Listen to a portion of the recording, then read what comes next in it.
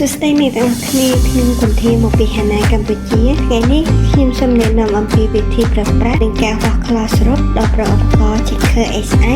711សម្ភារៈនៅក្នុងប្រអប់ Checker SI 711រួមមាន Checker វេទចំនួន2ដែលមានកម្រិត reaction ចំនួន9ប្រចាំមកបានដាក់នៅក្នុងឧបករណ៍ជាស្រេចវិធីវាស់ class សរុបជំហានទី1 0ឧបករណ៍ចុចប៊ូតុងដើម្បីបើកឧបករណ៍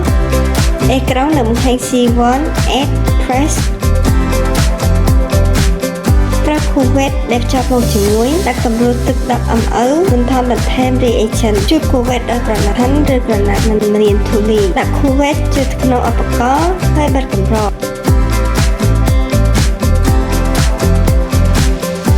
ចុចប៊ូតុងបែរអេក្រង់បង្ហាញ C2 add new press វិញមានន័យថាឧបករណ៍បាន0រួចរាល់ជំហានទី2បោះក្លោដល់ខូវេតចេញពីឧបករណ៍បន្ថែម reaction មួយកញ្ចប់ចូលក្នុងខូវេតដល់ខូវេតស្រាយៗប្រហែល20វិនាទីរហូតដល់ reaction រលាយទាំងស្រុងក្លោនៅក្នុងគំរូមានប្រតិកម្មជាមួយ reaction ហើយបង្ហាញពណ៌ផ្កាឈូកក្លោច្រើនពណ៌ផ្កាឈូកនឹងចាស់ជាងនិងបើក្លោតិចពណ៌នឹងស្រែកជូតខូវេតម្ដងទៀតដោយក្រណាត់តន់ឬមិនមានទូលីដាក់ខូវេតចូលក្នុងឧបករណ៍ចុចប៊ូតុងចប់រហូតឃើញម៉ោងរត់ថយក្រោយ2នាទី30វិនាទីបង្ហាញលើអេក្រង់បន្ទាប់ពីរាប់ថយក្រោយចប់ឧបករណ៍នឹងបង្ហាញតម្លៃ class សរុប milligram per liter